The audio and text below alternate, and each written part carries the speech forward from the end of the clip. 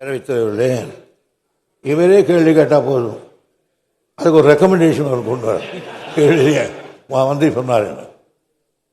கேள்வி மாண்புமிகு உறுப்பினர் கேட்டது பெரியார் பாசனம், இவர் கேட்பது காவிரி பாசனம். இதுக்கும் அதுக்கும் வெகு தூரம். ஒன்றை இந்த மன்றத்தில் தெரிவித்து விடுகிறேன். ஒரு உறுப்பினர் ஒரு கேள்வி கேட்டால் அதுக்கு பதிலை எப்படி தயார் பண்ண வேண்டும் என்றால், சப்போஸ் அவர் நம்முடைய இங்க கேள்வி கேட்டார் நண்பர் செந்தில்நாதன். இந்த செந்தில்நாதன் வேறு எந்தெந்த கேள்விகளை கேட்டிருக்கிறார் என்பதையெல்லாம் கலெக்ட் பண்ணி அதுக்குரிய பதிலை எல்லாம் தயார் பண்ணிக்கிட்டு வருவோம். அப்பதான் அங்க மிஞ்சி போக முடியாது. அவர் மிஞ்சி போனா அதுக்குள்ளதான் கேட்கணும். 10 கேள்வி கேட்டிருப்பா, அதுக்கு பதில் சொல்லணும். அது மாதிரி அது வரையும் தான் நாங்கள் ப்ரிப்பேர் பண்ணிட்டு வருவோம். அது காவேரிக்கு பின்னால இந்த பக்கம் கட்டு பண்ண முடியாது. அதனால இவ்வளவு அக்கறை இருக்கிற ஒரு தனி கேள்வி போட்டிருக்கணும்.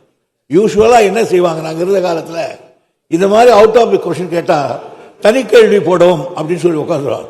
அது எங்க சாதிபட்சம் அது சொல்லிட்டு அப்படி உட்காந்துருவார். ஆகையினால அன்பருடைய அன்பழகனுக்கு நான் ஒரு இவ்வளவு கேட்டதால ஒரு எப்படியும் ஒரு அணையாவது கட்டித்தரேன். ஆனா நீங்க அணை கேட்கிறப்போ ஊர்ல இருந்திருக்கணும், ஜப்பான் போயிருக்க கூடாது. இந்த சபையில எல்லாருக்கும் ஒரு நம்பிக்கை என்னன்னா, உங்க நீண்ட நெடிய நீர்வளத்துறை அனுபவம், உங்க ஞாபக சக்தி, அதனால நல்ல பதில் கிடைக்குங்கிற நம்பி இந்த கேள்வியை கேட்டிருக்காங்க மாண்புமிகு அமைச்சர்.